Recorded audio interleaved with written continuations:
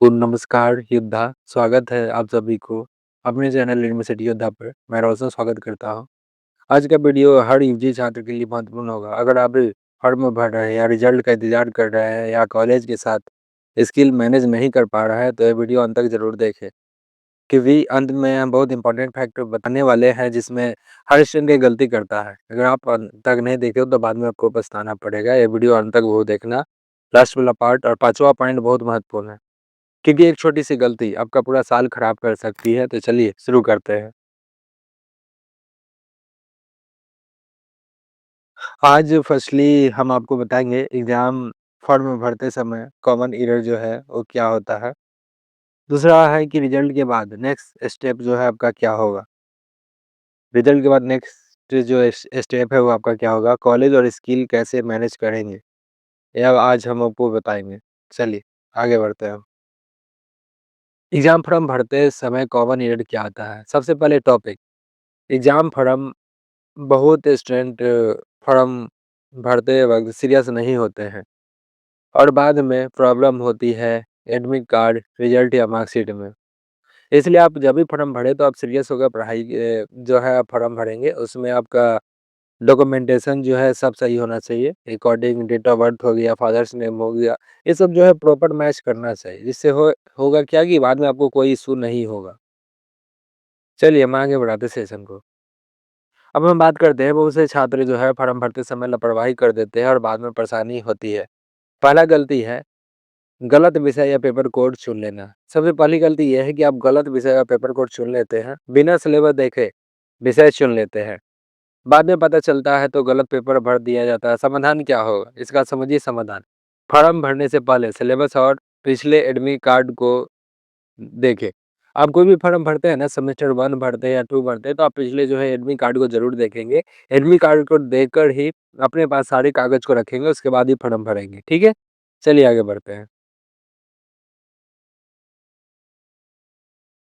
अब हम समझेंगे क्या कि नाम में स्पेलिंग की गलती, दूसरा मिस्टेक ये हुआ, 10वीं की मार्कशीट से नाम मैच नहीं करता है, भविष्य में सर्टिफिकेट में समस्या हो सकती है।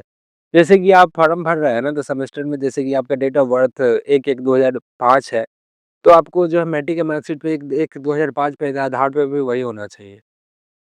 इंटर पे जो सर्टिफिकेट वही होना चाहिए, मतलब जो भी आप डॉक्यूमेंट रखे, पैन रखे, आधार रखे, सब मैच होना चाहिए। आप आधार कार्ड बनाएँगे तो उसमें भी मैच होना चाहिए।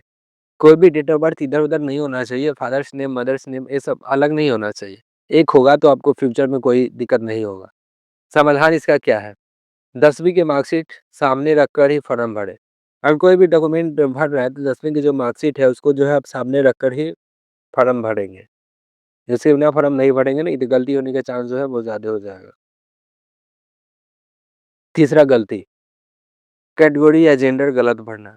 इससे स्कॉलरशिप और डॉक्यूमेंट वेरिफिकेशन में दिक्कत आती है। समाधान, सबमिट करने से पहले 2 बार ज़रूर जाँचें।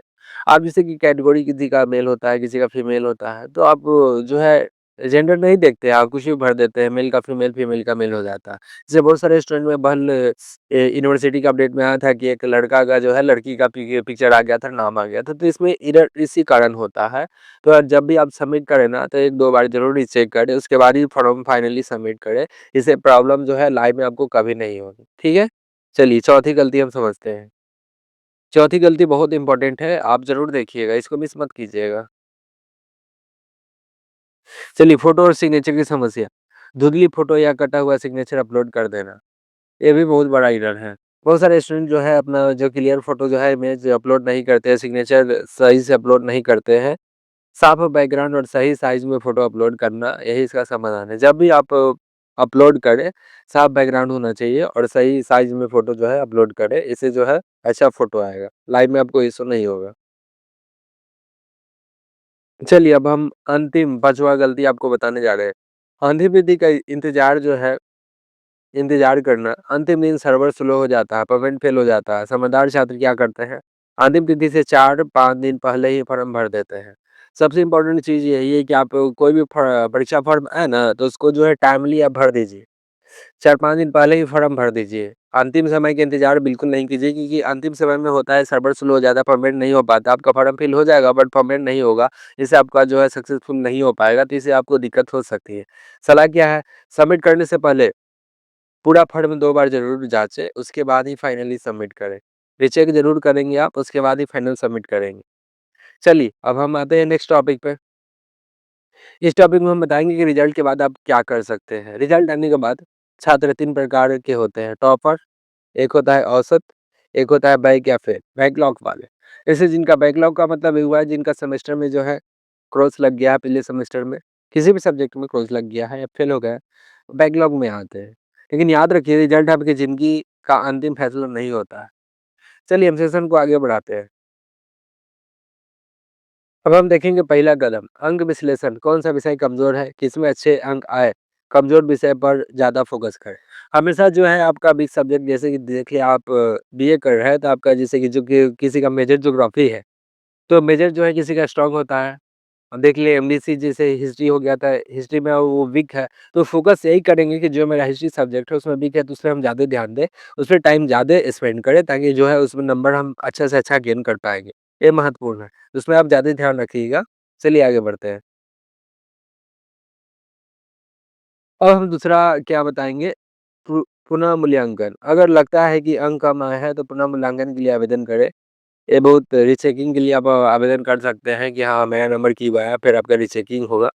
तीसरा कदम अगले सेमेस्टर की तैयारी, अगले सेमेस्टर का सिलेबस से ही डाउनलोड करें। पहले से तैयारी कम तनाव होता है। अगले सेमेस्टर की जो तैयारी है ना, अगले सेमेस्टर का सिलेबस पहले ही डाउनलोड कर लें। जैसे कि आप चौथे सेमेस्टर में हैं, 5वें सेमेस्टर का आपको एग्ज़ाम देना है, तो 5वें सेमेस्टर का सिलेबस डाउनलोड करेंगे और उसकी एग्ज़ाम की तैयारी करेंगे, जिससे जो है आपका जो है एग्ज़ाम टाइम जो है आपको प्रेशर नहीं आएगा, आप अच्छे से तैयारी कर पाएँगे। ठीक है? चलिए आगे बढ़ते हैं। अब चौथा कदम क्या है? नई स्किल सीखना शुरू करें। रिजल्ट के बाद खाली समय बर्बाद ना करें, सीखते रहें। जैसे कि कंप्यूटर हो गया, कंप्यूटर में आप कर सकते हैं, एडीसीए कर सकते हैं, टैली कर सकते हैं।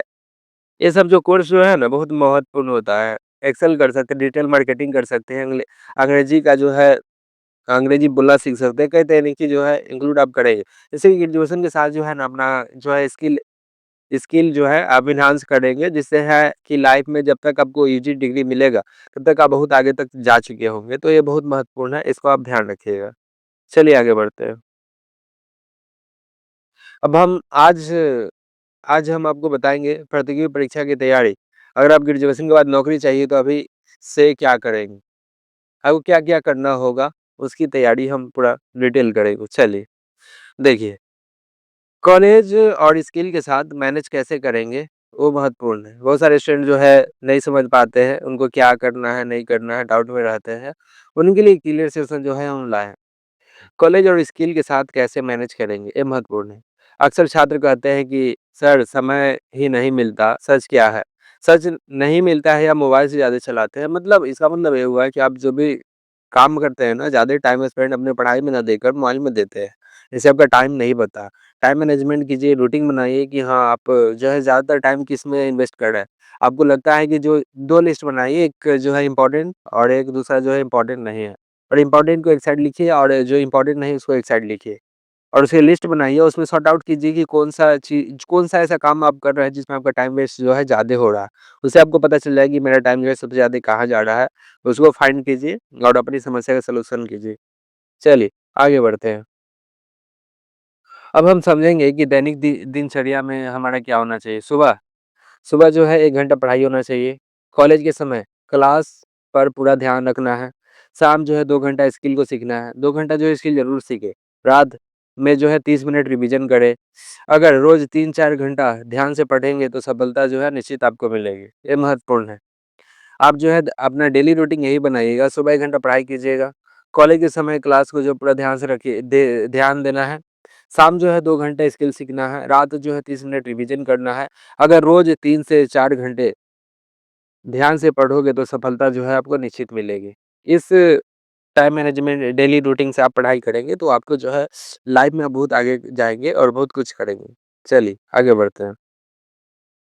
अब हम बताएँगे कि आपको वीकली जो है कैसे टाइम रूटीन बनाना है। सोमवार से शुक्रवार पढ़ाई तथा कॉलेज करना है। शनिवार जो है स्किल प्रैक्टिस करना है।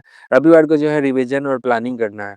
संडे का जो दिन है ना उसमें आप रिवीजन लगा दीजिए कि हाँ, जो भी हम 5-6 दिन में पढ़े उसका रिवीजन हम पूर्णतः करेंगे। तो ये आपके लिए महत्वपूर्ण होगा। चलिए, अब नेक्स्ट टॉपिक हमारा क्या रहेगा, अब समझते हैं।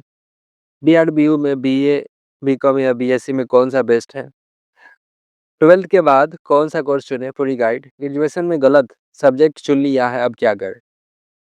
दोस्तों, अगर आपको भी हमारा वीडियो पसंद आया तो आप हमारे चैनल को सब्सक्राइब करें, बेल आइकन दबा दें ताकि आने वाला हर वीडियो की नोटिफिकेशन सबसे पहले पहुंचे।